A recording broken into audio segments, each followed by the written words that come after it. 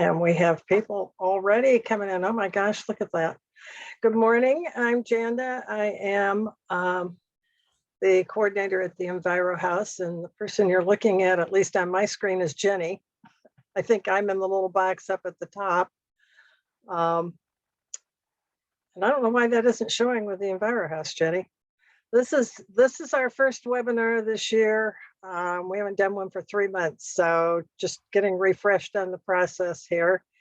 And I want to welcome everyone. We have almost 100 people signed up for today, so we're going to take a couple minutes to get everybody in. I don't know if you can see the poll on your screen. I can't see it on mine. I did put up, well, you can because you're answering it. Good. So we have several questions, just wondering how you heard about us. We're trying to figure out other ways to get more promotion out so more people know. If you have ideas, let us know in the chat.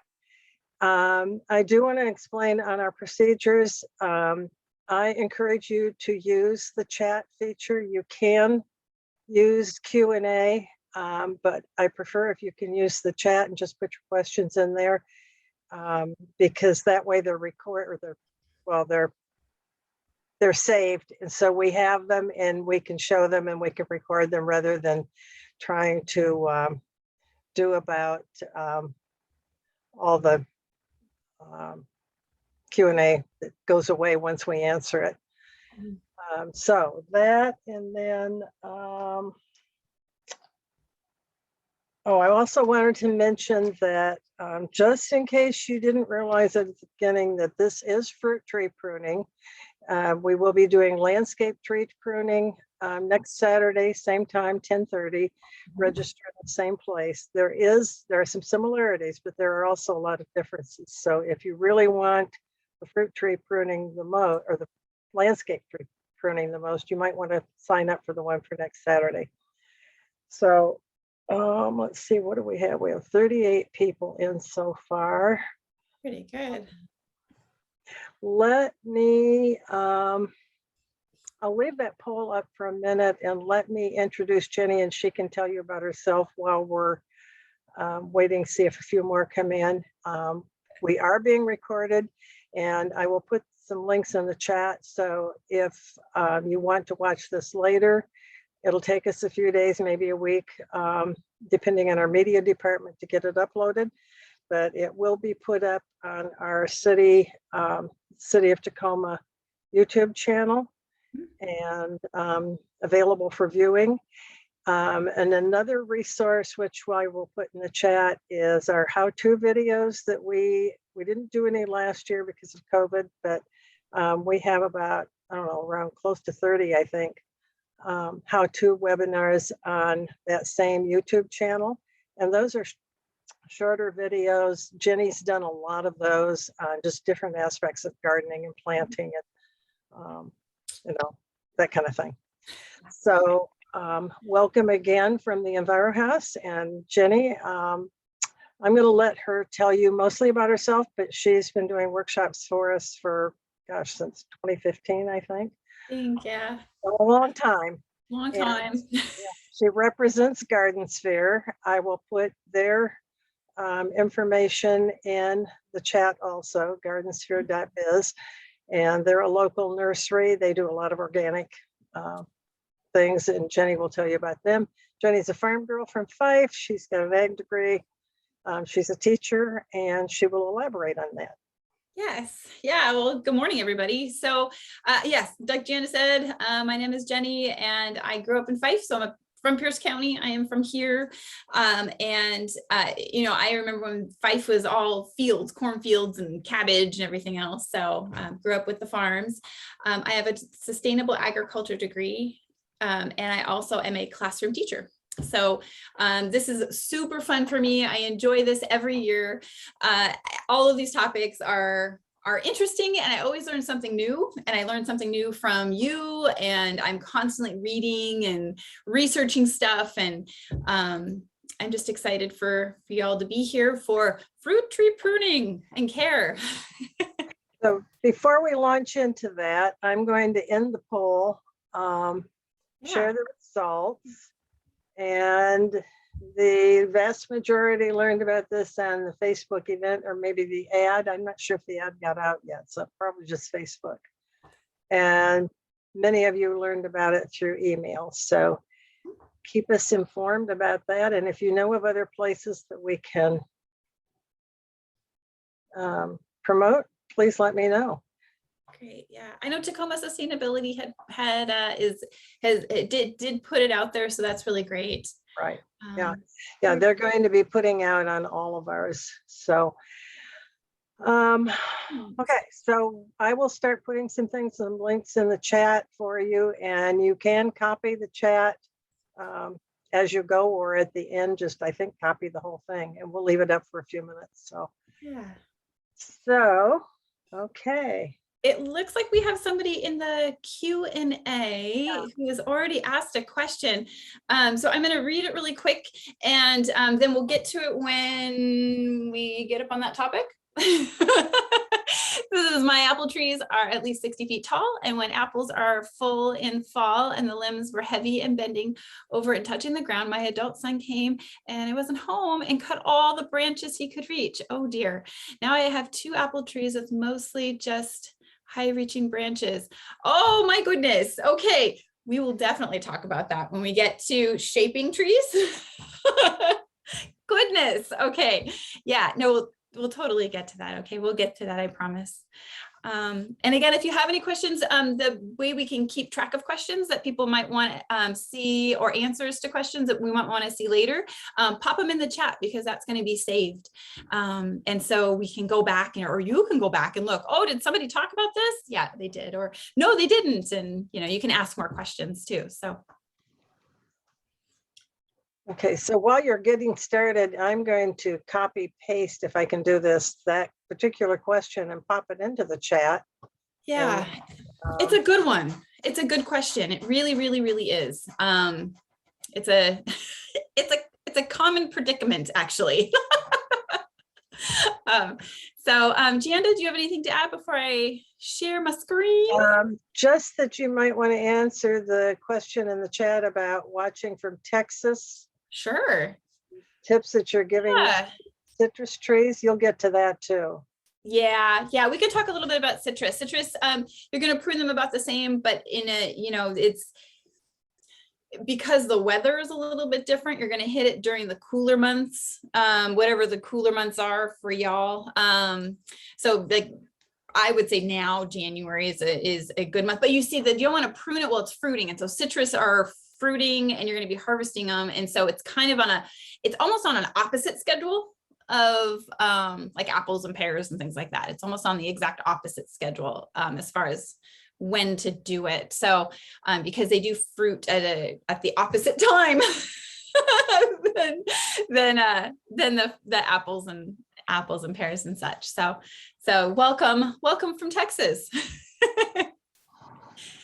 And then we will talk about when to start pruning and how old the trees need to be to start that grooming and trimming and shaping. Okay, for Leslie in the chat.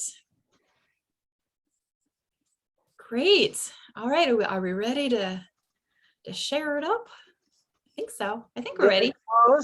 I thought I closed it, so. Yeah, all right.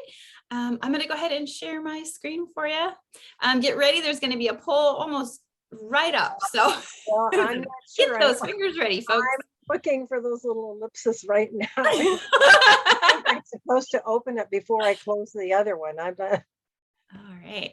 Okay, well, just go ahead and we'll get to it if we can. So here we go. Here is our slideshow. So this is going to be great. So it's fruit tree pruning and care. So again, like Gianda said, if you're looking for landscape pruning, you're going to want to pop in next Saturday for our landscape pruning, because it is a little different. It's a little different, but I will totally cover everything from how to cut, when to cut, the non-examples, of trimming. The picture behind me is actually of an apple tree that I pruned last year that hadn't been pruned for about 10 years. And so it produced beautiful apples this year. So we'll go over all of the care. And again, if you have questions as we go through, I will try to address them if it is in kind of the section that we're talking about directly. And then we're going to have polls throughout. So keep your eye out there.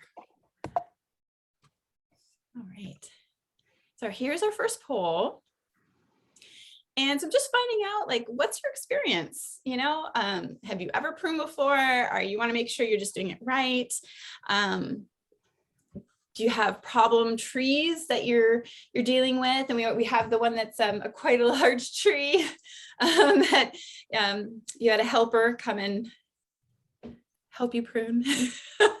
You just need a refresher. Others prune for you, or maybe, you know, another answer in the chat. If maybe you've had, say, you've watched people prune, say when you were, you know, maybe younger, you're watching other people prune in other yards and things like that, but you've never actually pruned in your own trees or anything. That would kind of be other. Okay, we have answers coming in, and I'm going to take my video off so people can just watch you and I can have a sip of coffee. So far, we have 38 of 50 that have answered. So let's give it another second, and then I will share that poll. That would be great. Okay, nobody else is answering yet, so I'll just go ahead and, oh, we got one more. I'll go ahead and end it and then share those results. That'd be great. Okay, can you see the shared results, Jenny? No, I can't. Okay. Never pruned before is about 15% of you. Okay. Pruning, but I want to be sure it's right. It's the majority, that's about 56%. I've pruned but have problem trees is about 13%. Okay. I need a refresher is 8%. Others prune for me 3%, and other answer in the chat. The other is 5%, and I don't know if we got an answer in the chat or not. Yes. Let's see. Oh, that's okay. That's okay if your button doesn't work. It's all right. It's okay. So I'm going to stop sharing that. Okay. Thank you, Janda. All right. I've never pruned. Just cut branches. Okay, cool. All right. So it looks like this will be a good broad class where everybody's gonna learn something today. So that's awesome. All so right. we do have one in the Q&A about pruning. Oh, so we do in Q&A. Let's see. it's just basically experience, looking to learn more. Okay. Yep. All So right. Cool. when I show answered live, that means that it's not going to show up on the Q&A anymore. Yeah. So just so you know that. Sounds good. We're not dismissing you. All right. Okay. Take it away, Jenny. Yeah. So first part is basically when and why do you prune? So you're going to be pruning in order to help the trees be able to protect itself, you know, from pests, diseases. You're going to be pruning for aesthetic reasons. Maybe you have a certain height that you want to keep the trees at, or a certain width you want to keep the trees at for aesthetic reasons, and fruit production. So the healthier your tree is, the more fruit you're going to end up getting. And keeping in mind that when your tree is producing, you're going to have high fruiting years, and you're going to have low fruiting years. We call those the rest years. So it goes in about a 3 or 4 year cycle, where that 3rd or 4th year is you're going to see lower production, but the tree is itself focusing more on structural and root healing and growth, or restoration of the tree itself, and less on the fruit production. And so don't be worried, like if you had, oh my gosh, I've got a bumper crop of plums and another bumper crop of plums. And then that third year, you're like, what happened? Why don't I have a whole bunch of plums? I've had tons of plums the last 2 years. It's just taking a rest, you know, it's letting itself regenerate in its root system and its cellular system. So on the cellular level. So you don't worry if you see a drop in fruit on that third or fourth year. Pruning, you're going to do it when the trees are dormant. And the best time to do it is in January and February. And you're going to want to wait. So like this week, prime pruning week. It has been dry. It has been nice and cold. Perfect conditions this week. Now, if it rains tomorrow, of course, I'm going to have to wait. You know, you have to wait a couple more days so everything can kind of dry out. But again, next weekend, it looks like there's not going to be any rain for most of the week. Everything's going to be nice and dry. So it's a great time to prune in January and February, but you do need to have a stretch of 3 to 4 days where you've got, say it rained on Monday, you're going to let it dry out Tuesday, maybe Wednesday, but you're definitely going to let it have a dry out day on Tuesday, prune on Wednesday, make sure the next day after that is dry as well, just so that the tree can start callousing over. But yeah, you're going to want to do it when it's dormant like this. And you are going to want to prune them annually. It doesn't really matter what kind of fruiting tree it is, but as long as you're pruning it annually, so you can get all the benefits from the tree being able to use all of its energy, and the energy isn't being sucked higher and higher up the tree where you can't reach it, or it's expending energy that it doesn't need to. So it can conserve some of that energy into producing the flower and the fruit for you. The one exception are plums and cherries. They can be pruned late summer. So end of August is a great time to do it. But again, only annually. So if you get it into the routine of pruning your plums and your cherries at the end of August, you're going to have to continually kind of do that as you go along. You don't have to worry about doing a winter prune when they're dormant. You can do the plum and cherry at the end of August. Just remember to do it at the end of August each year, because they do only need to be pruned annually. They don't have to be pruned twice. The size and shape can sometimes make a huge difference, and there are lots of pruning techniques you can use and vision you can use to help with that. Okay. Now I'm going to move this chat over here. I just put a note in the chat, Jenny, that Yeah. because I forgot to mention this, if you set your feature to send to everyone and not just the host and the panelist, all folks can see the questions and the answers. Yeah. Because most of what I'm seeing that has come in is just to the host and the panelist. Yeah. Yeah. In the chat, we do have a question about figs, but we'll talk about figs. Let me tell you, we will talk about figs. we will get to figs. That's a great question. I always address figs because they're kind of like the wild child of the fruit trees. So smaller trees, pears are growing very big. We want to shape them and they don't go straight up. Absolutely. Can it get too cold to prune? I wouldn't go below freezing. You don't want it to be freezing outside. So wait till it gets like, 34 degrees and then you're pretty much good. You don't want it freezing outside. Yeah, so anything below freezing, just don't worry about it. You don't want to be outside either. Because it's just too cold. But yeah, wait till it's above freezing. That's a great question. That was a really great question. If you look at the bottom of your screen, you're going to see 3 basic shapes for pruning your trees. You've got a central leader, you have a modified central leader, and you have an open base shape. Now the central leader is going to look like your typical tree. So it's going to have a very one main trunk that goes all the way up, and it is also going to kind of have this wonderful leaf shape. Okay, it's going to come down, it's going to be smaller at the top, it's going to branch down and be wider at the bottom. A pretty typical tree shape. A modified central leader, it's going to be more rounded. It looks more like a fan shape.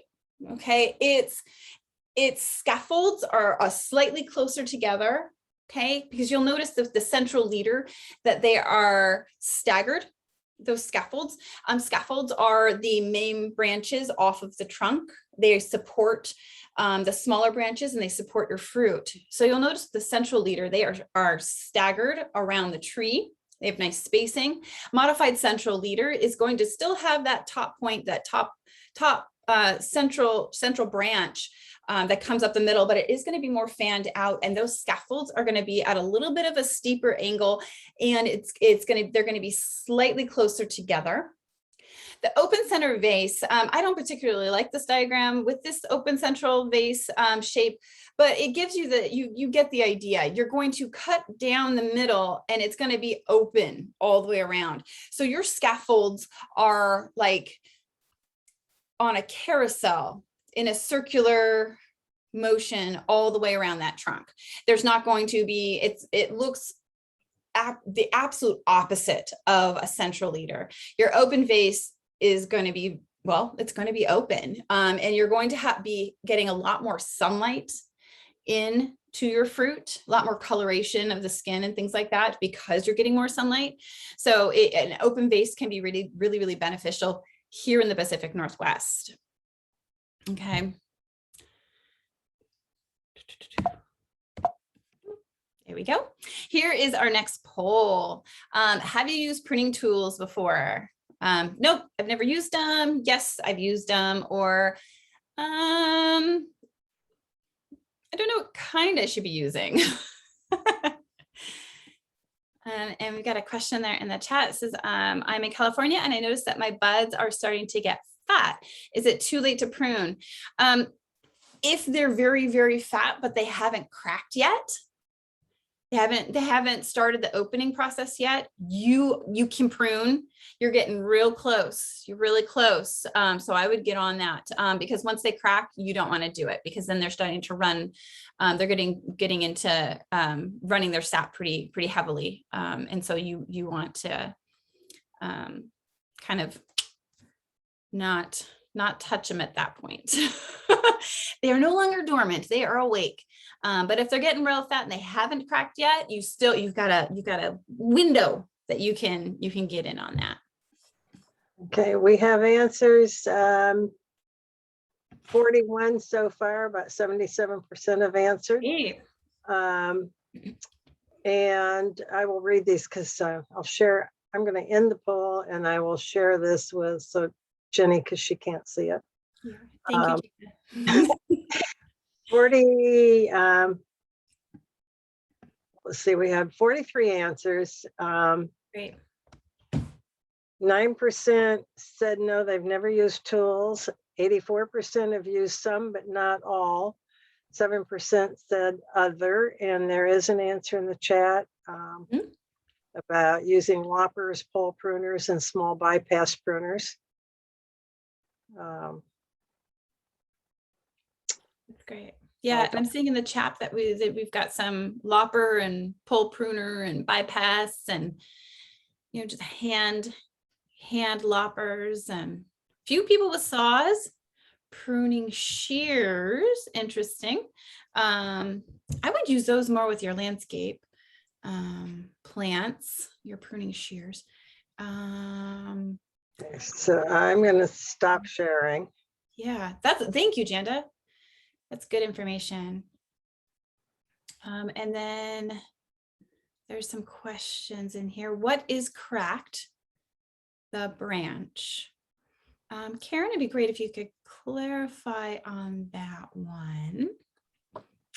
And then a pruned apple tree that was 5 years old and it completely died. Oh, there could be lots and lots of issues with that. Without actually seeing the tree, it could have actually been, if it completely died, you've pruned it, you've cared for it, you've fertilized, you've protected it. Could be in the soil itself. There are lots of critters who do like to eat the roots. It could have just been either a root rot or a critter actually eating the root and killing it. I've had some elderberry that the rats and the rats like to go for when they're burrowing. And I've got a few voles who get in there and they get their remnants. And so animals do get in there and eat those roots.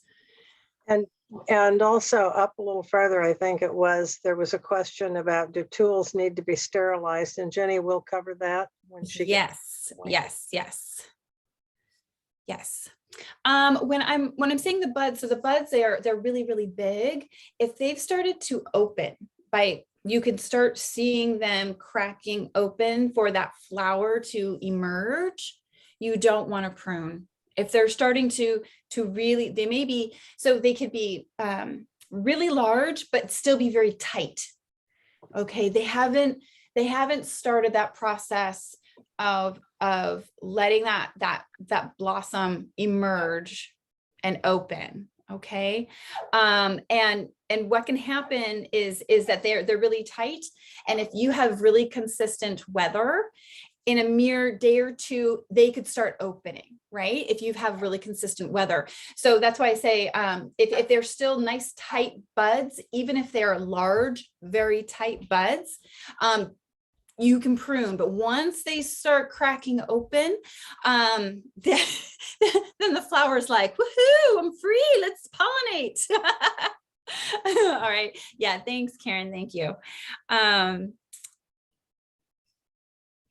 Yeah, yep. Once they're cracking open, and you don't want to do it. We've got a lot of great answers in here in the chat. And so let's go ahead and let's go to some tools.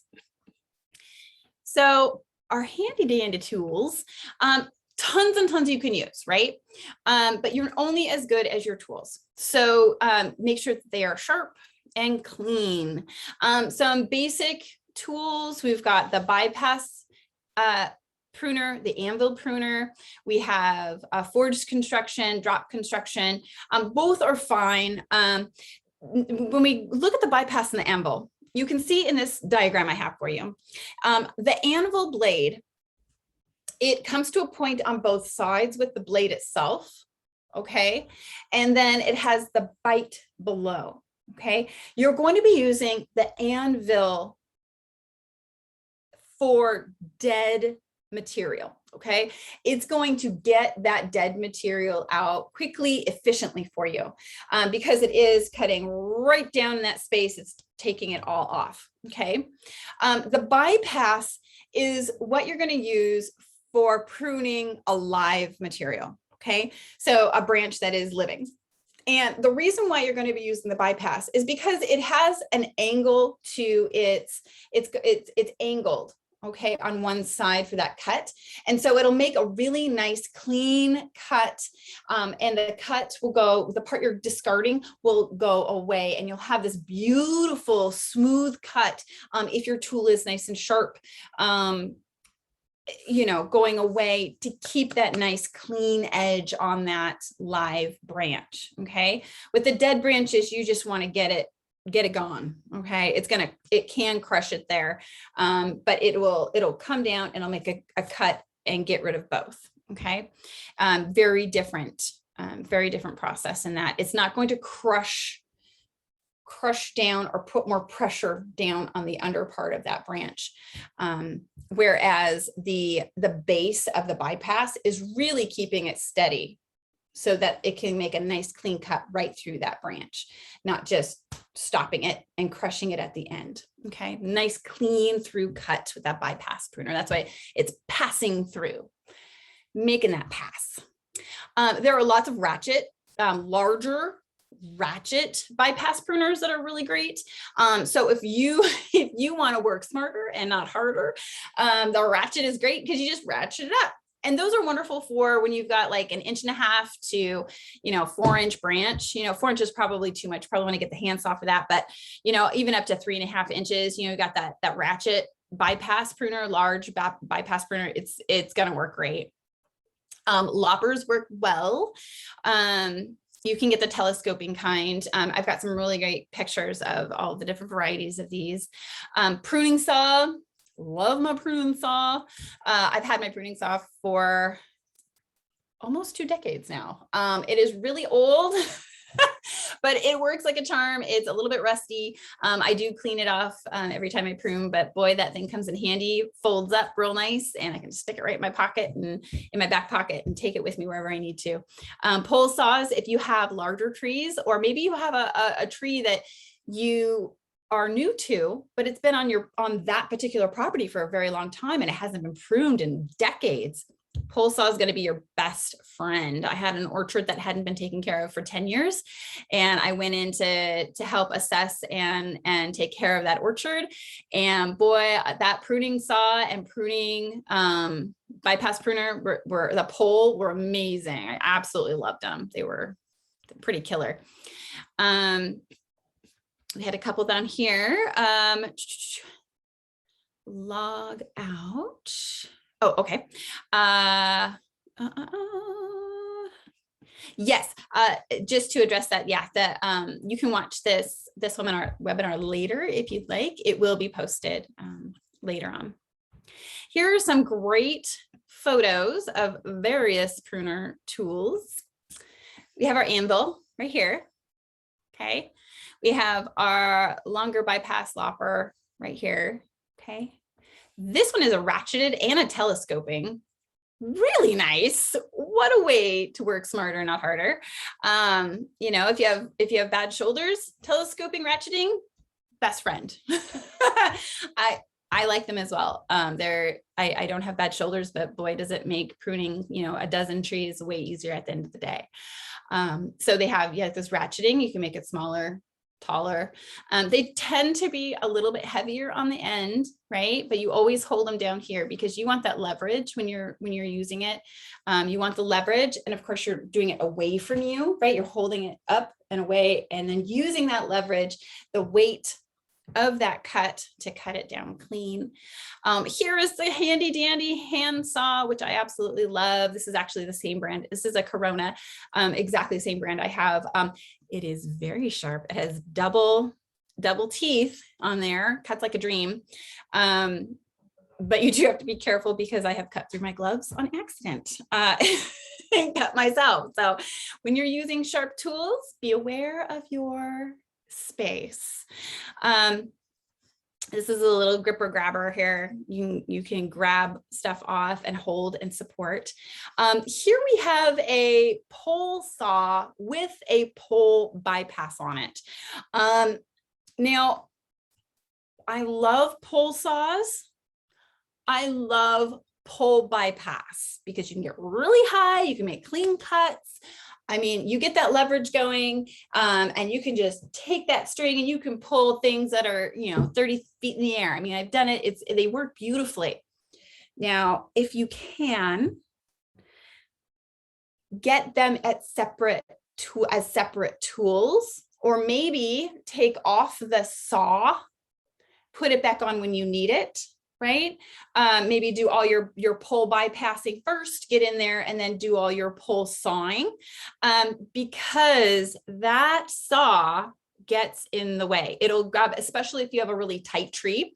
If the canopy is super tight, it will snag things. It will slice. It'll cut. It'll just really gets in the way. So if you can, take it off, do all your bypass cutting, and then stick it back on there, and then do all your pole cutting with the saw. Okay, I really do recommend that because it just I've seen some serious damage that people don't do on purpose. It just happens because you don't realize it. Tools. Okay, there we go. Looks pretty good. All right, just like to check the chat, make sure we're on track here. Here are some of the most common pruning tool brands.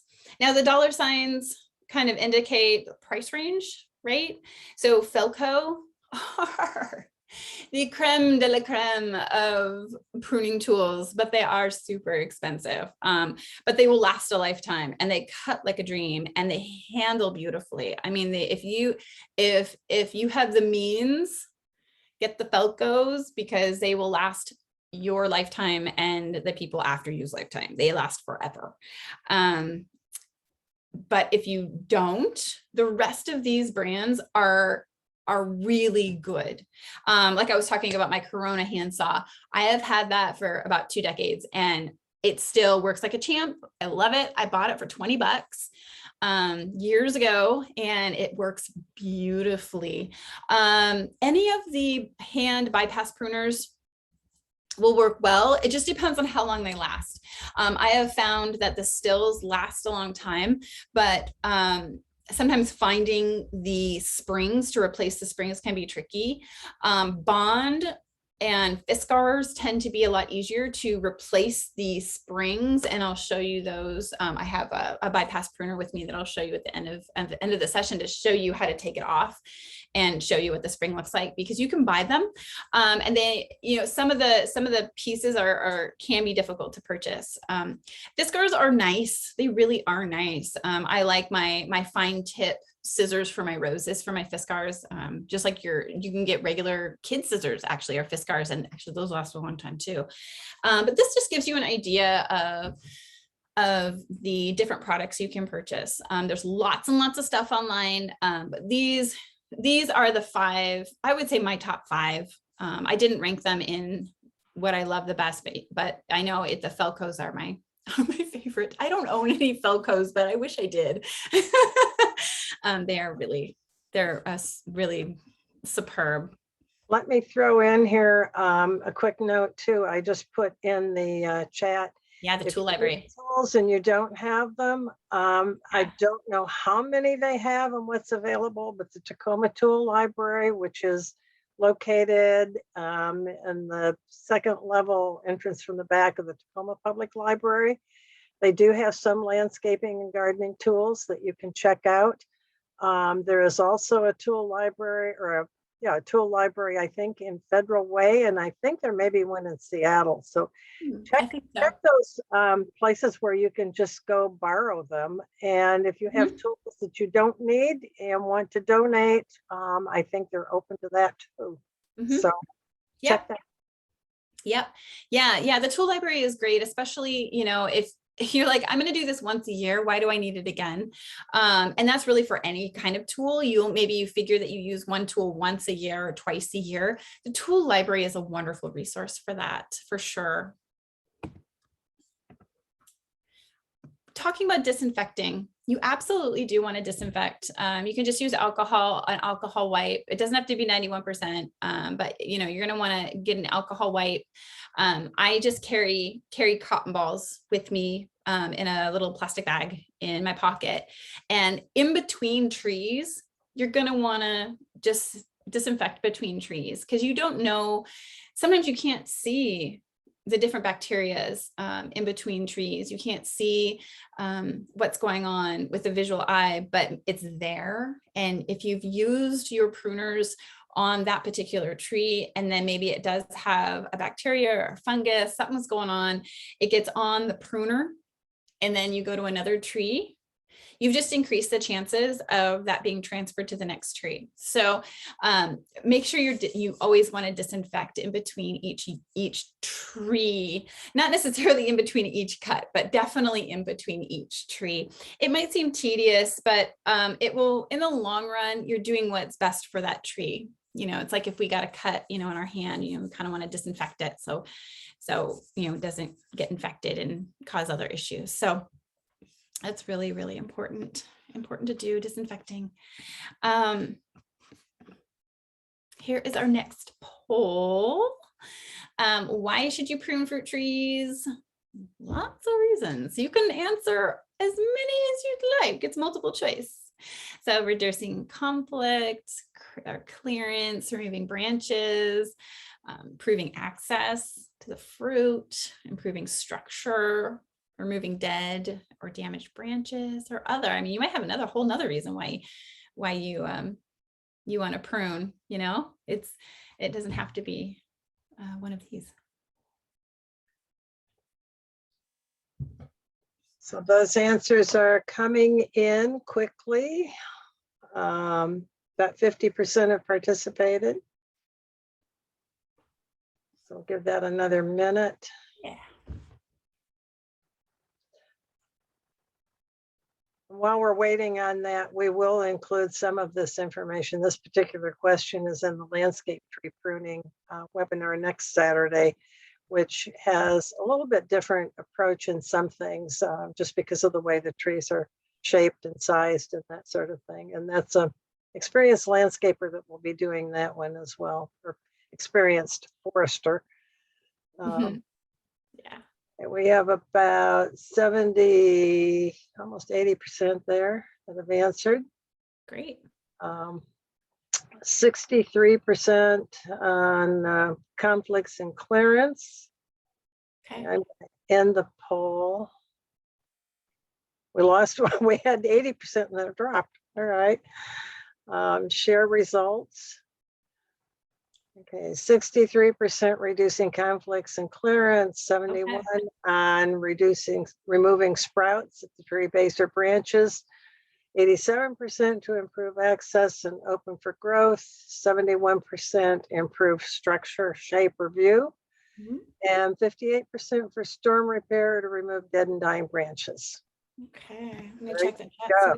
In there, nothing in the chat. All right, that's interesting about conflict and clearance. I find that's probably the highest percent we've had for that since we've been doing these. It's interesting. All right, we'll definitely address all of those things because there was no wrong answer. That was good information. Thank you for sharing. So proper ways to cut. So you're gonna want to make sure your tools are sharp. Make sure they're disinfected before you start. The sharpening is really important because you really want to have a nice clean cut. You don't want any what I call hang nails. Now you can see here where it says too rough. I call that a bark hang nail. Okay, so you don't want any of those hang nails hanging out there. You want to make sure your tool's nice and sharp and can cut all the way through that branch. Okay, you want them to cut. You want to be able to cut quick. You want it to be a nice smooth cut, no rough edges, right above the bud. So you're going to find a bud. So if you look at this picture here at the bottom, okay, you can see there's a bud on each of these. That's what a bud looks like. Okay, that's what a bud looks like. And you're going to be cutting above the bud. And you're going to gauge 1/8 to 1/4 inch above the bud. Okay, you don't want to be too close to the bud or you're going to end up getting bud rot. You don't want to be too high or there's going to be more sprouts coming off. Okay, you're going to end up getting sprouting off the end of that branch. Kind of a fanning out growth will start to come there and you don't want that either. Now, it doesn't have to be precise. None of us are perfect. You can kind of eyeball it, like, figure 90 degrees up and down. 45 degrees is half of that, right? So at a 45-degree angle, you want to make sure you got that cut. Again, it doesn't have to be perfect, but give it an ish. Okay, 45 degrees ish. You don't want it too much and you don't want the angle to be too small, right? Too low of an angle. You want 20 degrees. You want at least 45, okay? Ish. And again, an 1/8 to 1/4 ish. So you can figure, just, I would measure out, if you've never pruned before, just get a measuring tape or a small ruler and get your brain accommodated to how big that is above a bud. And then the more you do it, the more you'll be able to eyeball that distance. Okay. But just to give your brain a connection of how big that is, I would just get a small ruler and measure that just for the first couple of times. So your brain can make the connections. You can just eyeball the cut. Large removals are going to be tricky and you're going to have to saw them in most cases. But you are going to want to have it at a downward slope. So we'll talk about that in just a minute. I want to talk about these regular cuts first. These are great examples. Okay, this cut is way too high from the bud. There might be some sprouting that comes off of that. Okay, then you're going to have issues next season that you don't want to deal with. It's at a good angle though. Okay, that's a really good angle and it's away from the bud. So the water is going to run away from the bud, not into the bud. Okay, now this is the water is going to go right into the bud. Okay, it's going the wrong direction. much wrong direction. Okay. You're going to have bud rot there, and that is going to damage the bud. It's bud rot. You're not going to have any fruit there. You're going to get bud rot here. You've cut too close to the bud. Bud rot's going to occur. No flower, nothing, no fruit, no leaf. It's pretty much damaged at that point. This is much too steep. Now, the angle of the sloping, you're also thinking of surface area. So at about the 45-degree angle, you've kind of hit the midpoint where you're going to have the least amount of exposed surface area, and you are going to have a nice slope for water to go away from that bud. The steeper you get it, you have more of surface area exposed, okay, which increases your chances of bacteria or fungus, disease happening. Again, this is because the tool wasn't sharp.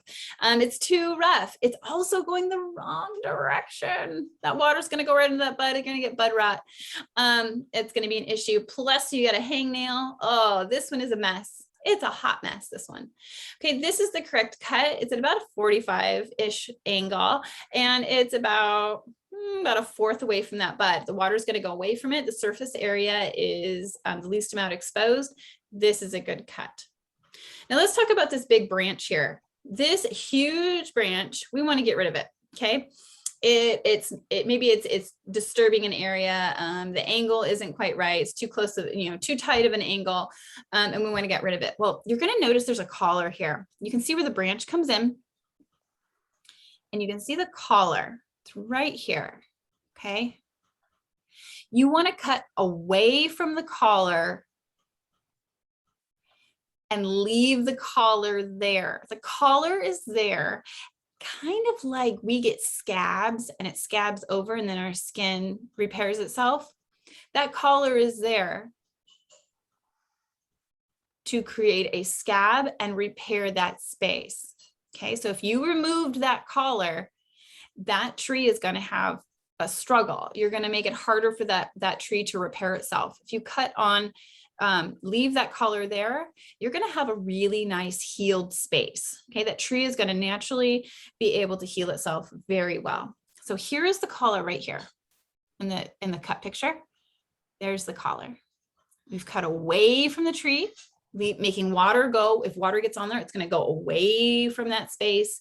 And that collar is then going to start that process. The tree is going to start that process of healing that over. Okay, so that's a really important thing to know. This picture is a great picture of the angle. And that is an anvil pruner. So that must be a dead branch, not a bypass pruner. All right. Let's see if there are any questions.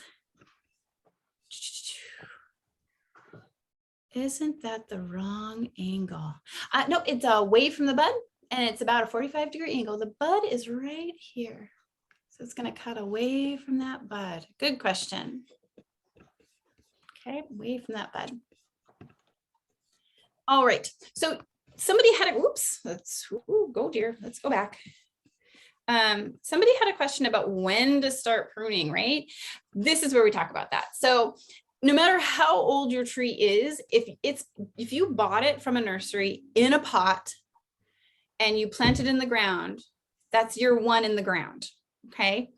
And the reason I say that is because you want to wait 2 full years for that root system to become established, to give that tree really strong nutrient uptake, water uptake. It's able to spread those roots, and you want to really focus on the root system, developing and setting those roots, okay, for the first 2 years of life.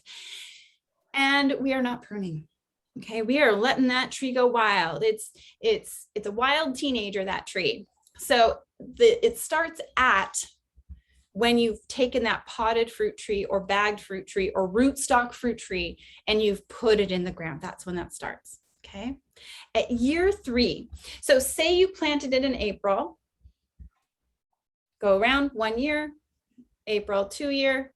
In that 3rd year, then you're going to start your pruning and your designing, your thinking of how you want your tree to look. You're going to be cutting about 50% of that tree down. And you can see that here in the picture. This has been pruned in the open vase. Okay, there is no central leader, and we're looking at those scaffolds and saying, okay, where's our scaffold going to be? Okay, we want to choose really, really great scaffolds, right? These two little nubs here, they are left for as the tree matures, those are going to be future scaffolds. Okay, those are going to be future scaffolds.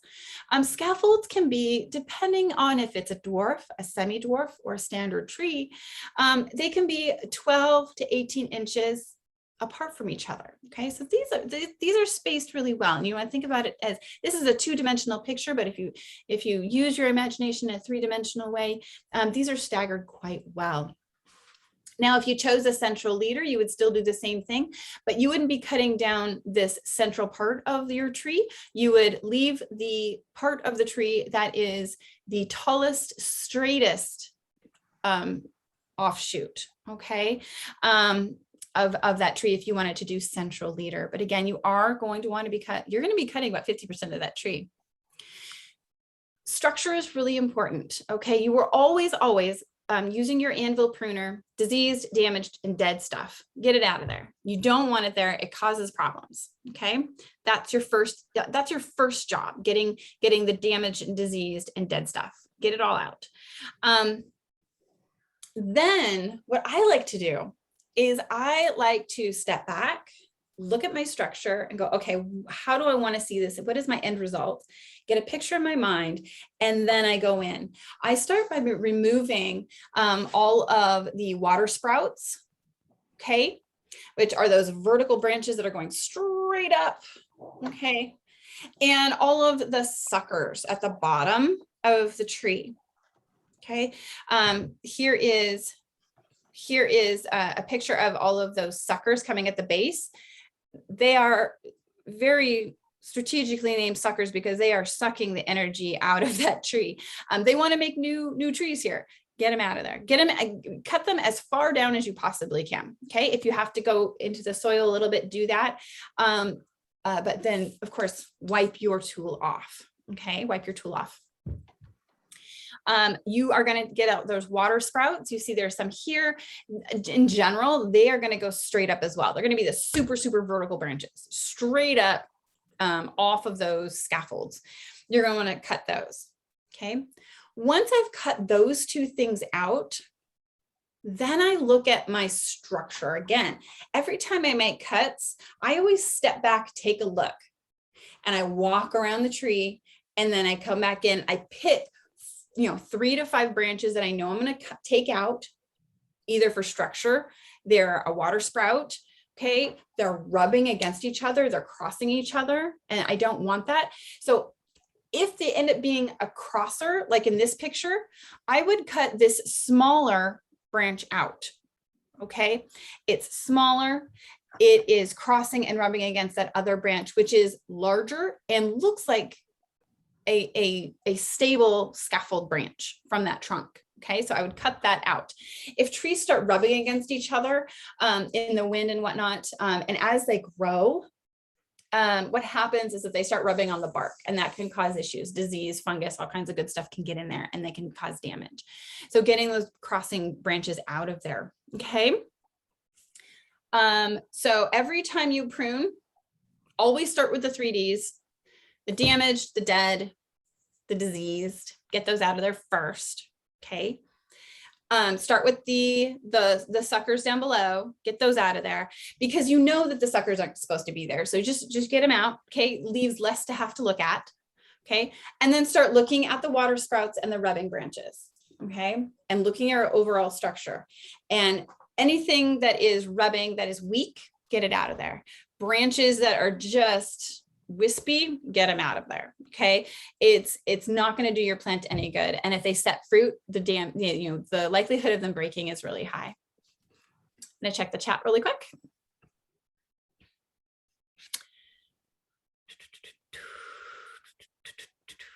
I know the collar you let's see, Leslie, the one for the collar, you do want to cut away from the tree. So that was it's the opposite of a bud, okay, opposite of bud, because you want that water to go away from that trunk. We had put some tender branches down the ground. Up.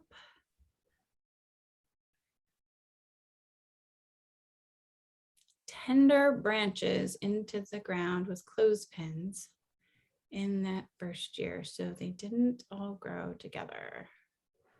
Straight up.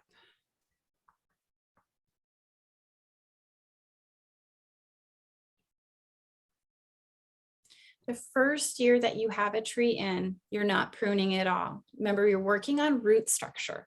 So you will start pruning in that third year. Yep, you can do that with branches. Depending on if you have it's a new tree in the ground and you want to weight them down to try to help them, you can use, we'll get to how to weight them. I've got some different diagrams. You have different ways to do that. So it's okay to do that. You wouldn't want to pull them down to the ground because that could really damage the structure of the tree. It's one of those things where you want to very gradually weight them, okay, to encourage specific growth. That's how they would do an espalier or different trees that are decoratively formed, but you won't want to prune it until the third year. Okay, they look scraggly and you're going to be tempted to prune them in the first couple years. You just have to hold it together and be like, nope, I'm not going to do it. I'm not going to prune it.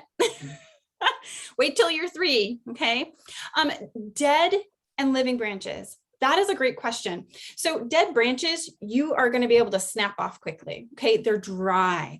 They are brown all the way through. Okay. Easy to break off if they're smaller. Living branches are going to have a little bit of give. They're going to be a little bit rubbery. Okay. And that's how you can tell the difference between dead and living branches. And that's even in the winter. Even in the winter, they're going to have a little bit of give, the living ones, a little bit of give, a little rubberiness to them. And the dead branches, they're going to be crispy and they're going to be brown all the way in between. The living branches will have nice kind of creamy white color in the center. And in general, not always, but it'll have like this green ring and then it'll have the bark ring. Okay. So that's really good. I wouldn't worry about moss. Moss is not a huge deal. I would just leave your moss there. A lot more damage can come from removing the moss if bark goes with it on accident. So moss really doesn't cause any damage. So unless it's in like an elbow of the tree, and in that case, if moss is collecting in an elbow of the tree, that branch is probably at too high of an angle anyway, because you shouldn't. Nothing should be collecting in the elbow of the scaffold and the trunk. Nothing should be collecting there. You can very gently get the moss out of that elbow. But if it's on the branches and the scaffolds in this trunk, I wouldn't even worry about moss. Can I rub any medicine on after pulling any moss or disease off my tree? Not really. Anytime that you add something like we'll go over it, but there's a bunch of products you can use to cover cuts. And what that does is actually causes more damage down the road, because what you're doing is you're trapping anything that landed on there. You're trapping anything. It's like putting a piece of plastic on a wound that hasn't been cleaned and then watching it fester and get infected. I wouldn't, if you do and any bark comes off, don't put anything on it. Just let it be. The tree actually has a lot of healing mechanisms in it that can try to help that. Do you really need prune paint? Absolutely not. We'll talk about that later too. You don't need that stuff. Don't waste your money. Asian pear tree, 15 years old, doesn't appear to have been pruned well. It doesn't necessarily have to have a Y shape, have the open vase shape. It may have a central leader.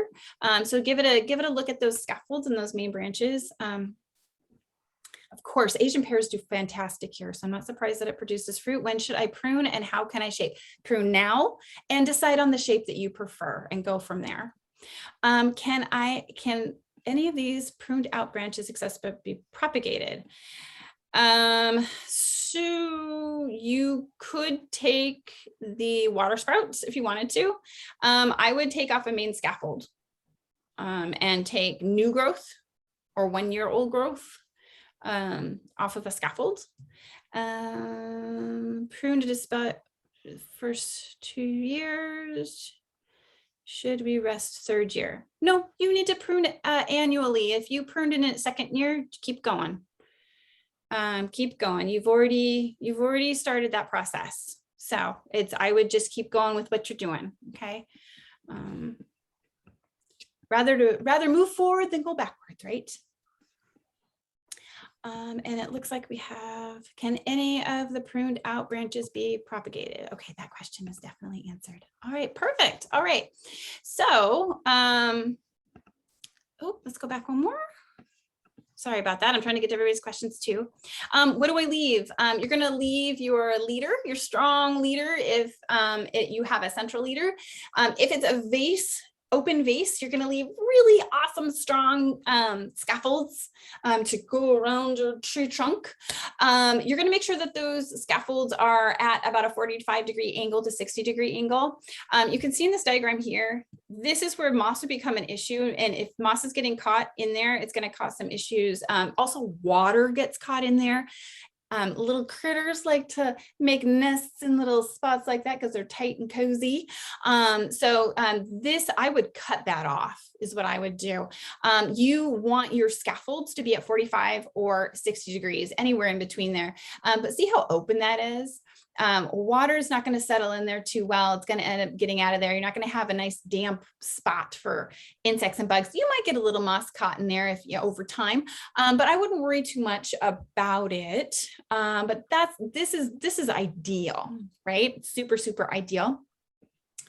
And when we're cutting, do you see over here how this tree has 2 leaders? But this leader really lines up well with the trunk and it goes nicely up and down. It's real vertical. That looks real solid. That's when you cut off this leader and say, nope, sorry, you're not going to compete. Here is my central leader. I choose you, and cut that off. And now you've got this beautiful shape for the central leader. Okay. This example here is a central leader that needs to be pruned out. It's a little bit too much, a lot of crossing. It's really full. The airflow in here is not going to be super, super great. And when you transform it, you can see where the cuts were. So we've got some crossing with this guy here. So that's been taken out. You have a lot of water sprouts like this one, gone. A lot of water sprouts taken out, but you see how open that is. You get a lot of airflow, you're going to have a healthier tree. The less you're going to have to do, less worry you're going to have to do. Now, spurs, you want to leave the spurs. Don't get rid of spurs. They're like little fingers of goodness, because that's where the leaves and the flowers, your blossoms are going to be. That's where your fruit is going to start setting, okay? Or your leaves are going to grow. So the spurs are super, super important. And sometimes they'll be shorter spurs. Sometimes they'll be really long ones, like on this tree. Spurs, I really like to refer to them as little fingers. And they have a nice bud on the end there. They have a nice bud, and they can be very, very short or long like these again, but you want to leave them. Leave as many as you can, because you can always go back later and, pick off the fruit and air out your fruit, take off to kind of separate them up and things like that. But you want as many chances for that mason bee to come around and pollinate as much as you can. Better to have more than less pollinated flowers and whatnot, right? I'm going to check out the questions real quick. I will talk about those limb spreaders. They do come in handy. They do. They really do. I have used them in the past on a few different things. This is when we're heading back. You've had this tree for a long time. You've taken out all of the suckers at the bottom. You've taken out your water sprouts. You've taken out all the damaged stuff. Now you just want to head it back. You want to give a little haircut. You want that fruit closer to you. Okay. You're just going to take 20% off your branches. You just give a little haircut. It's like when we want to get a trim at the barber or something, we just give me a trim. I like my length. I just like everything. just give me a trim. So that's what you're doing. You're going to make sure that you, when you're heading, you're just going to head off all those branches to kind of even them out. And then, of course, not cutting off spurs. If you cut off a couple, it's fine. It's okay if you cut off a couple. Don't worry. Don't worry too much. Remember, it's an ish. You do the best you can with what you got, right? But what that does is it really can encourage growth. It also helps support the weight of the fruit, because if you have branches that are way out here and your fruit is out in the ends and your branches are going, oh, they're getting really weighty, they have the potential to break. So you just want to bring it in a little bit. You'll notice that with some of the older trees in Pierce County, older apple trees, especially the older apple trees, after they've been pruned, they look like nubs. Okay, they look like these nubby bald things. But what you'll also notice is that come fruiting and flower, those people have left on the spurs. They've kept their trees at a height that they can pick, and they are loaded with fruit. So really, really make it all accessible to you, because if it's not accessible and it ends up being a chore, you're not going to want to do it. So always, always keep it accessible. So if it means that you have to head back a little bit more than 20%, just do it. Because if it makes it easier for you, that's going to help in the long run. Okay, I'm going to check the chat really quick. Oh, we're looking good. All right. All right. Here is our poll. What fruit trees do you have, or what do you want to have? Okay. So our palm fruits and our stone fruits. Stone fruits being all of the fruits that have that pit in the middle. And the palm fruits are our pears and our apples. You can stick the Asian pears in that one. Vining, we've got kiwi and grapes and raspberries vine and blackberries vine and loganberries, all those good things vine. And Jenny, the poll that's showing does not have everything that you added this morning, so that's okay. If you can see the slide in the presentation, and you have some of those things that are not mentioned in the actual poll, go ahead and check it anyway. That's okay. Figs, we'll talk about figs. Wild child fruit. Espalier, columnar. Espaliers are pretty cool. They really are. I really like espalier. I'm gonna be getting some columnar myself, actually, next couple weeks here. Plant them at the end of February. And there are stone fruit you can grow here, by the way. There are peaches and nectarine varieties that are pretty good to grow around here. We have 29 that have answered, and it doesn't look like there are any more coming in. All right, that's okay. So I'm going to end the poll and share the results. So 72% have stone fruit, 97 apple, pear, Asian pear, etc. 45% fig, 17% espalier, and nobody, I'm not sure. Okay. All right. That looks good. Thank you, Janda. That's a good smattering. And then we have some in chat as well. Citrus are going to be the opposite. So you want to do it. So like with apples, I'll just use apples as an example. They flower in spring, depending on their variety, later or early, either early or late spring, and then they fruit in late summer or fall. Now, if you want to think of the fruiting of your plant, when it starts to flower to when it's done fruiting, that is its whole growing season. So for citrus, think about when is it blooming? And I remember April being a huge bloom time for citrus, but it gets harvested really late. And then when are you harvesting your citrus? Okay. And then after you harvest, in general, the coldest months of the year for you are going to be your dormant months. And I know, depending on where you are in Texas, right? Cold is different. Can be different, right? So the coldest months of the year for you are going to be when you want to prune. Okay. And citrus here in the Pacific Northwest, generally greenhoused, or an indoor citrus or an outdoor greenhouse to protect the citrus. Avocado, same thing. When are you seeing the pollination happening? When are you seeing the fruit? When is the fruit falling? Go to the coldest time that you have your avocado. Okay, the coldest time frame is, in general, it's about 2 to 3 months after you harvest. Okay, in general, because then the tree goes dormant.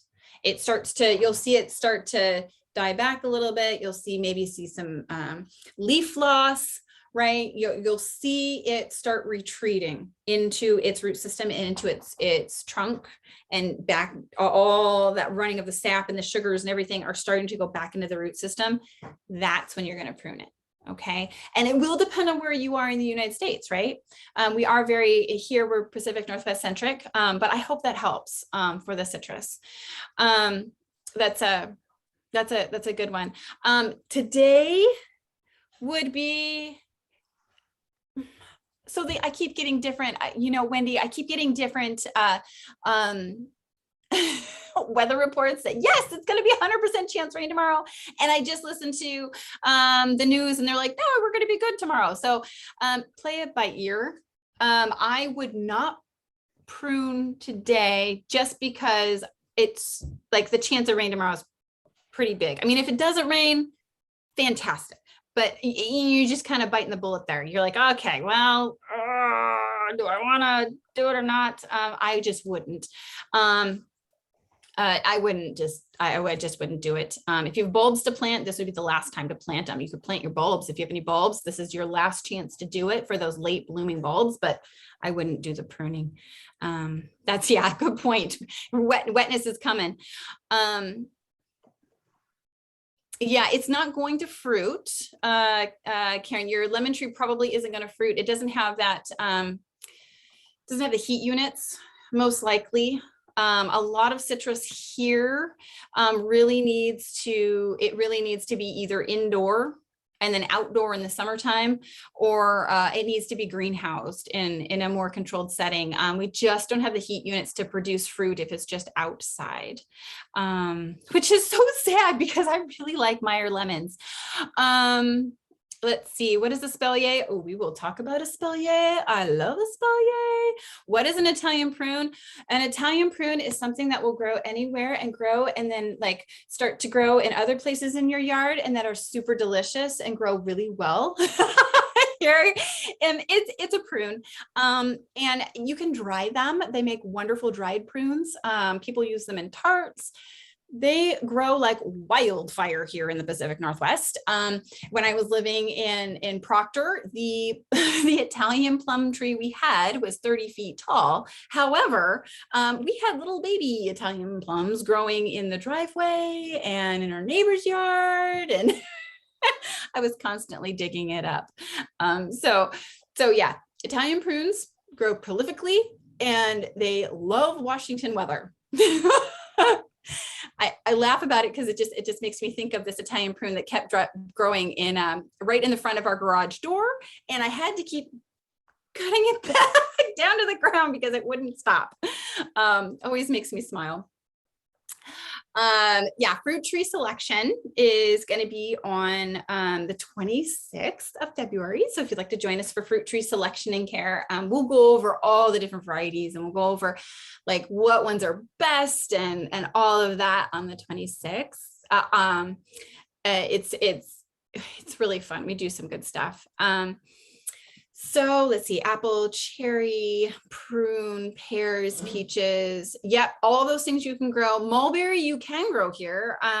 They get pretty crazy. So it's good stuff. Thank you for putting things in the chat. This is wonderful. This is really good stuff. So no matter, I'm going to talk about the columnars real quick. So the columnar fruit trees, they've kind of become one of my favorites because they grow vertically in a column.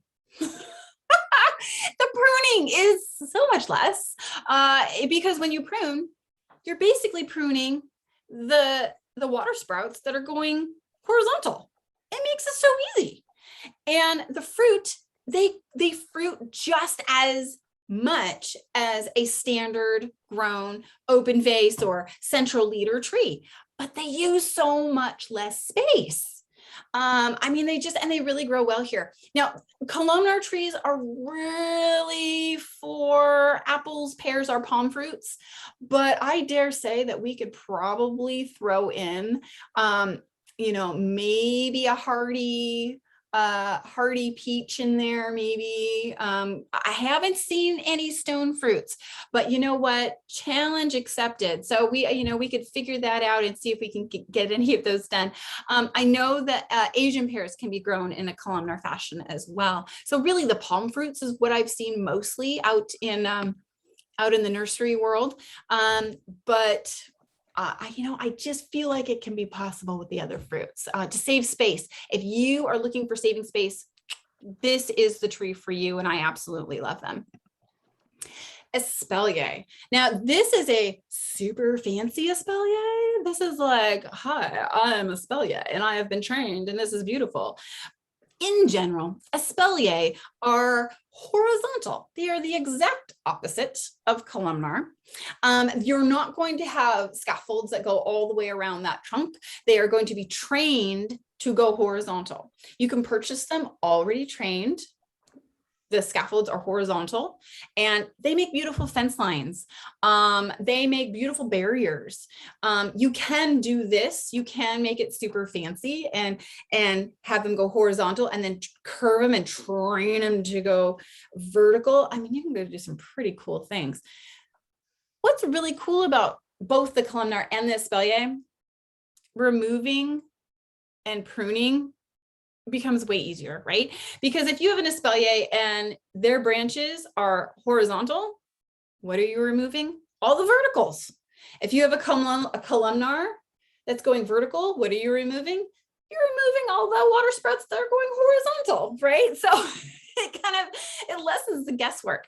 Also, the spurs are plentiful on both of these varieties. In general, they tend to be loaded with spurs.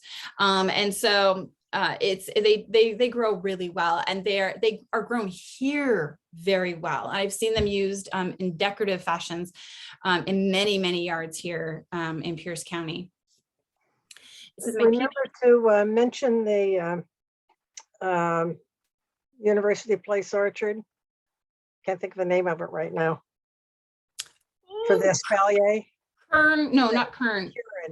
Karen, yes. Yeah, the Curran Orchard on Grandview. If you're interested in espalier and you haven't seen that, drive by because they have a whole bunch along the front and they've shaped them. I haven't been by there in quite a while, but I believe they're shaped like they spell out the name Curran along the front of the property. Really cool the way they've done that.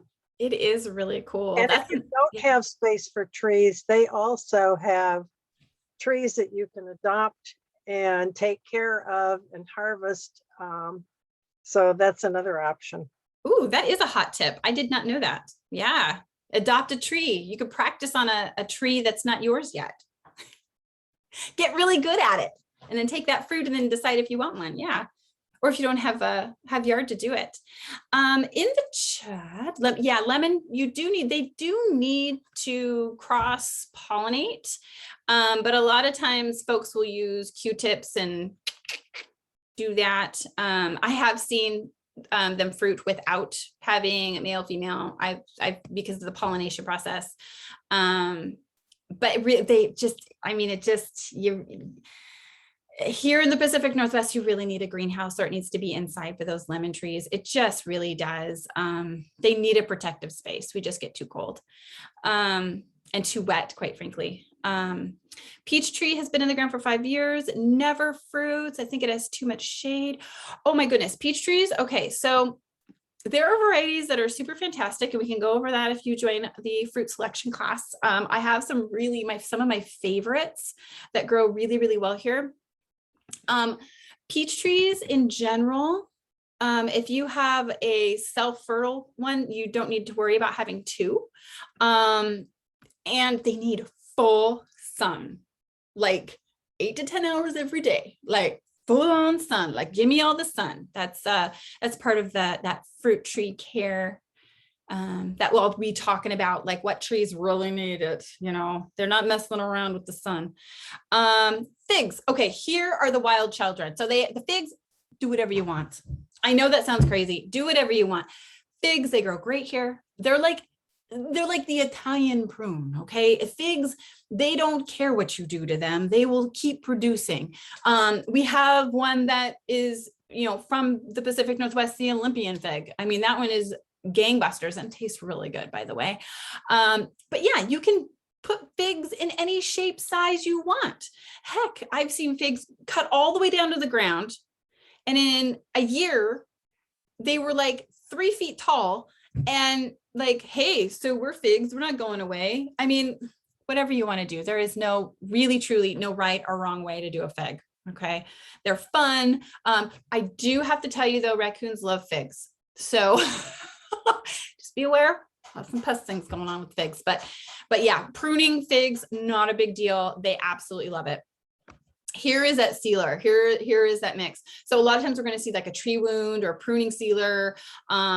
Please, please, please do not buy them. Basically what you're doing is you're strapping in anything that is hanging out there, bacteria, fungus, all kinds of good stuff, and you're trapping it into the tree, and you're potentially damaging that part of the tree. So just stay away from it. Don't waste your money. Not worth it. The tree has its own mechanism of healing. It really does. And you know, just like we get scabs, trees, they get scabs and then they heal over again. So they will naturally do it themselves. It might look a little ugly for a while, but they will do it. They get this nice seal over, and then they start pulling it together. If you look at some of the older trees, even landscape trees that have had scaffolds cut off of them, you'll see that it's closing up. Okay, you'll see that collar is closing up that space and healing it. So don't waste your money, my friends. Do not waste your money. This is where we're talking about stimulating growth in directions that you find might benefit your plant more. So you can get these spreaders here. I'm pointing at the screen. You can't see me pointing at the screen. Let's use my mouse. Spreaders work great for smaller trees. Okay. Clothespins, also great for smaller trees. The weights work better if you have a larger tree that you're trying to get maybe a year or two grown scaffold to kind of train out a little bit. Okay. It does take time. You have to be very patient. But what that does is it starts to gently encourage that growth to go in the direction that you need it to go. Okay. And it is going to be slow, and it's going to be very intentional. Now, the weight in here, not very heavy. Okay. It's just heavy enough to create enough stress, the slightest bit of stress to encourage that branch to start growing a little bit downward more. So it has a 45 or a 60-degree angle. Okay. And you can, you know, clothespin, you can pretty much buy at any store, grocery store, hardware store, anywhere.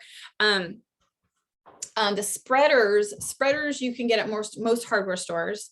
I think we also at Gardensphere, we have spreaders, and you can make weights out of gosh darn anything. Old nylons with string, socks with string. You can use anything just to weight it down a little bit. But you don't want it to be too heavy. Okay. But this will encourage that growth. And again, you have to have a lot of patience, right? You got to have a lot of patience. If this is also the same way that you would, if maybe you bought a standard tree, say you bought a semi-dwarf pear tree. Okay. And you would like to make it into a espalier. You would trim off of all the scaffolds that are in the front and the scaffolds that are in the back, and you would start training those other scaffolds. You would train them out to be horizontal. So you can take a standard tree and train it in a way, that that suits you as well using this method. I'm gonna check chat really quick.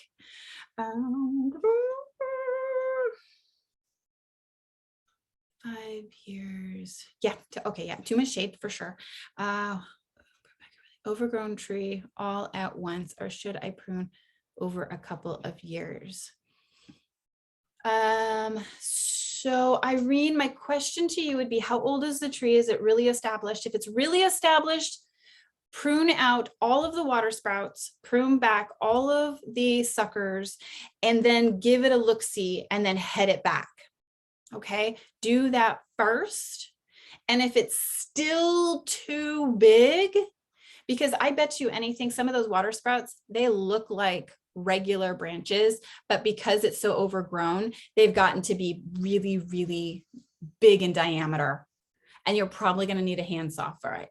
Okay. You are still going to want to cut those out. Okay. It's going to be tough. It's going to be tricky. Overgrown trees are tricky and you got to be real patient, but yes, you are going to want to, you're just going to want to go for it. Okay. So all the water sprouts, they're probably going to be, if it's overgrown, they're probably going to be pretty big in diameter. And then all of the suckers, and then head it back. Anything that's crossing, anything I've mentioned before, just use that.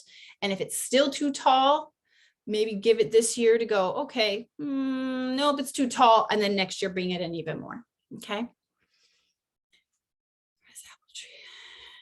Can, it depends on what its rootstock is. So Katie, your russet apple, it depends what rootstock. So if it is, that's part of the selecting and caring session. But again, the rootstock, if you've got dwarf, semi-dwarf, or standard, if it's semi-dwarf, 12 feet is just fine. Totally fine. But if it's a dwarf, they only go to about 10. 10 might be 10 is pushing it. I think you could probably keep them at that height. You just have to be really intentional about how you're heading it back. Okay. Hey, Jenny, there was a question earlier, and I don't think you answered it, but maybe you did, about saving and using heirloom seeds. Will we be covering that in selection, or do you want to get that at the end? I did not address it because it was seeds, and I can catch it at the end. Okay. Yeah, I did see it though. And then water sprouts, they do, but they're absolutely vertical. Like, or say you've cut something off that was large and you have little water sprouts coming out of it. I'll go back to a slide where it's a really good picture. Okay. And then the bare root, I'll come back to that real quick. I'm going to go back to the water sprouts real quick so you can get a quick look at that. So they look really tender. Generally, the bark is going to be a different color. So you can see like it's got this nice first year growth. It's all going to be first year growth. Okay. It's going to be little guys that were growing from last summer to now. It's all going to be first year growth. You see, I would cut that off. I would cut that off. I'd cut that off. I cut that off. Cut that off. I cut that off. These are all suckers down here. I'd remove all those. But in general, they're going to be pretty vertical. They're going to be going, they look like crazy hairs coming off the tree that just don't quite belong. All right. Oh, yeah. So we covered that. Now, some of the things you might consider, do not spray anything on your tree until you've pruned. Some people make that mistake and they're like, oh, I just cut off all that expensive product. So make sure you prune before you start putting any horticultural oils or fruit tree oils on there, sprays on there. I like to use neem oil, particularly, I just use neem oil straight up. I do it right after I prune. Then once the fruit is set, spray it again. Then I do it again in late July, spray it again. It really reduces a lot of pests that end up getting in there. You might, if you have apples or pears, you may want to get some apple maggot traps. You can use the booties, which are like little nylons you put on set fruit. They do work well. They look silly, but they do work really well. Codling moth traps. If you have deer, you may want to get some of that liquid fence. It does work. You have to apply it 2 or 3 times. But it absolutely does work. It's kind of crazy, actually. I was a naysayer because I was like, really, a spray? But It does work, but you do have to do it 2 or 3 times in around the area you want the deer to stay out of. Hardware cloth or PVC to wrap around your trunks, only if you have climbers or diggers with the deer. The thing with that is that you have to check it every 6 months to make sure you're not suffocating your tree.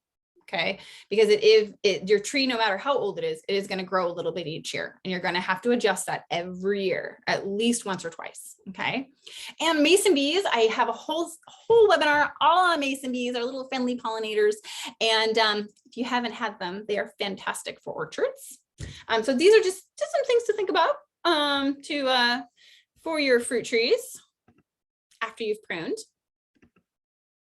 And here are some wonderful resources we have. I know I did not address the bare root question. So the bare root, plant it. It doesn't matter what stage is it in.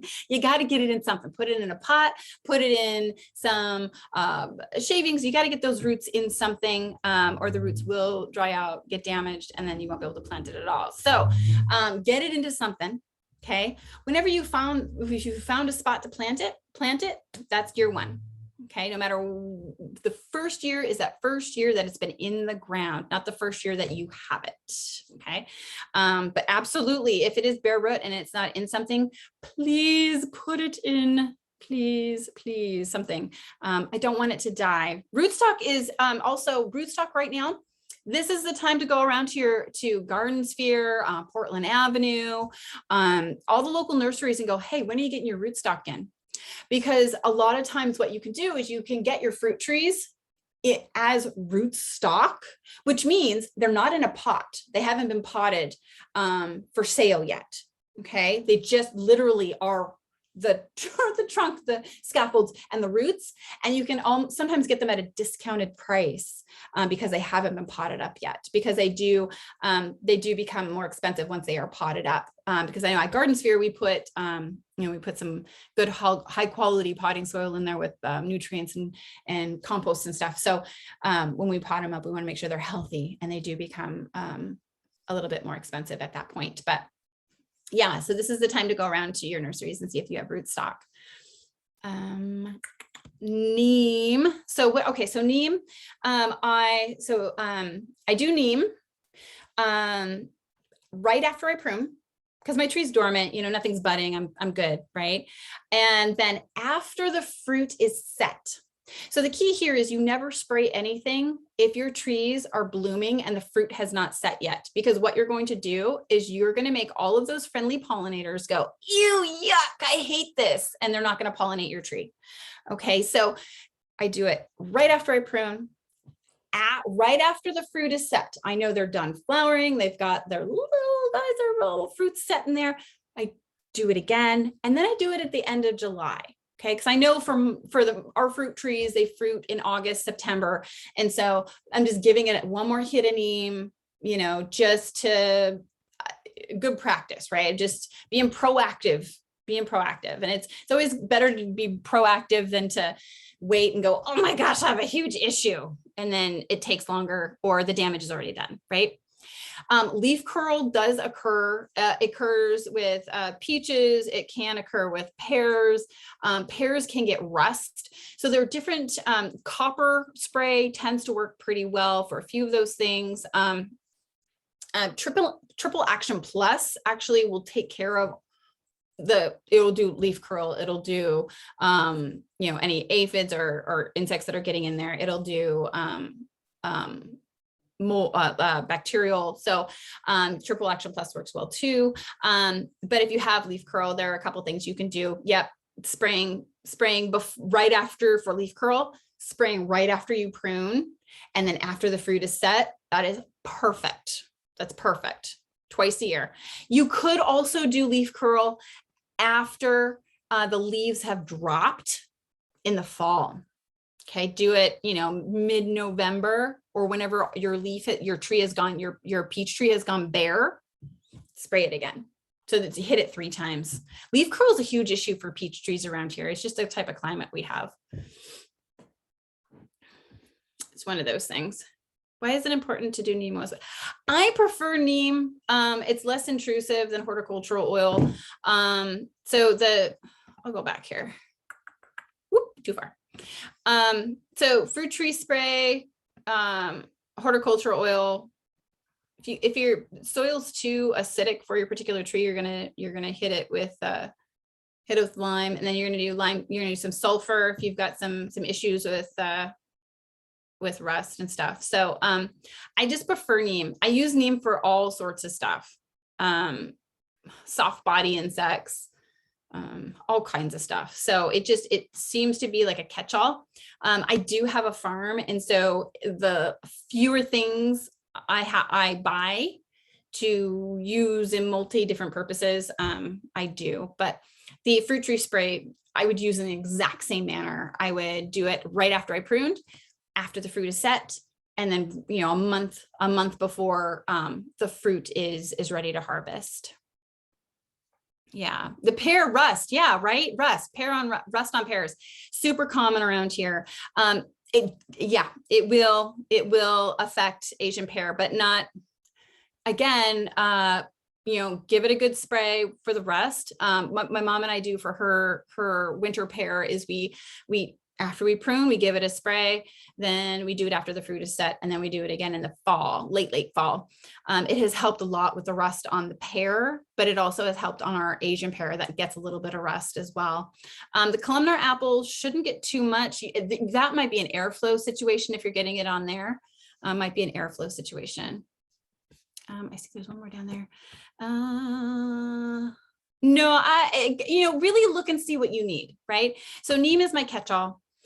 If you do have rust, if you do have leaf curl, there's specific things you can do. But if you don't have any of the soft body critter issues, you know, you really look and see what you have first before you go buy, right? See what kind of issues you're having. I do get the apple maggot balls, and I use those religiously. That helps a lot with the apple maggots. So that's a good one. I think I caught them all. Last call for questions. This is recorded. So if you need to come back to the webinar and just like check it out and go, oh, hey, I forgot this, or I can't remember this. It's all here. Again, here is the resource list for you. It has the EnviroHouse. It has all kinds of and good I put all of those in the chat, so if people Excellent. can copy that, great. you can.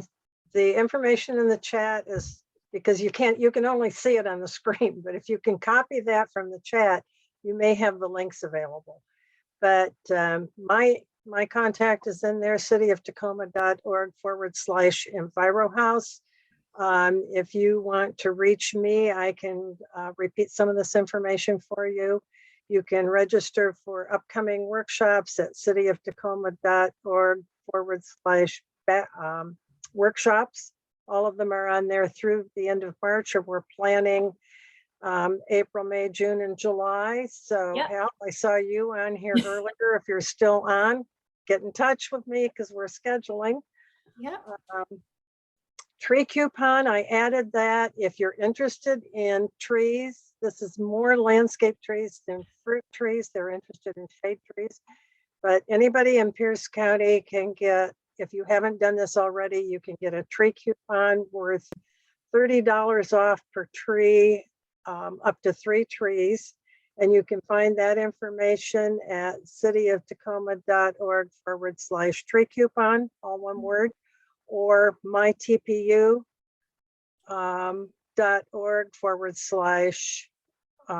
/tree coupon. And that's a really good deal. It is.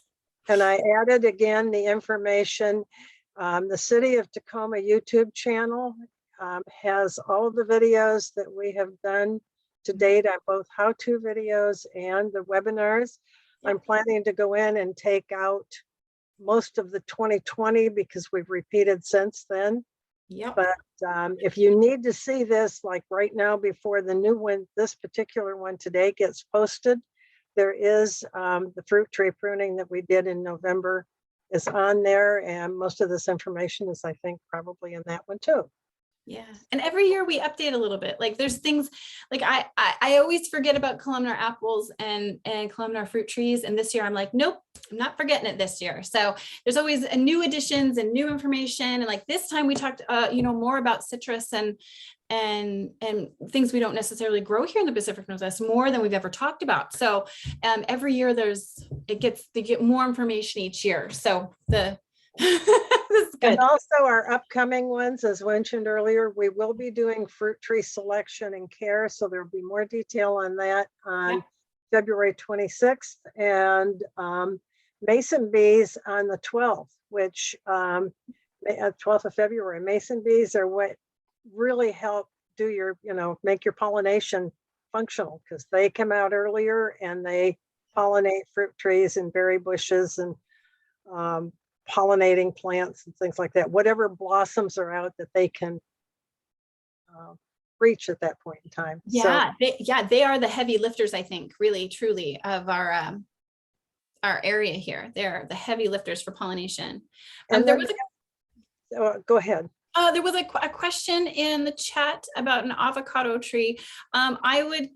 Because it was so severely damaged, I would keep it lower. I wouldn't try to make it taller. Keep it more compact, because the next time maybe that extreme weather happens again, it will be able to protect itself more efficiently and effectively as a more compact plant. I wouldn't push it to make it taller, because taller means more surface area, right? If it's more compact, it has more protection. Yeah, and it sounds like that was a nice avocado too. So the other thing I wanted to quickly mention is the Pierce County Gleaning Project. I haven't had a chance to talk with Chris yet, but I just got some new information on this, that they are looking for volunteers, both to help with gleaning and people that donate trees for being gleaned, but I don't know the details on that program, whether you get to keep a percentage of what you help glean, or if it's just doing your good deed to not waste food. But that contact for Pierce County Gleaning is in the chat. This is through the Pierce Conservation District. And if you're interested in that, I would encourage you to follow up and check that one out too. So yeah, it's a super important project that happens every year, the gleaning project. So gets a lot of fresh fruit into people's hands. So it's a good one. Okay, right. Well, I think if that's everything, we're ready to go off and and take the rest of our Saturday and do what we got to do. So thank you for being here. Check out the following links, and Jenny, I'll end, and if you want to call me, we'll talk dates for the next one. You got it. Okay. Right. Thank you for joining. Bye. Bye-bye.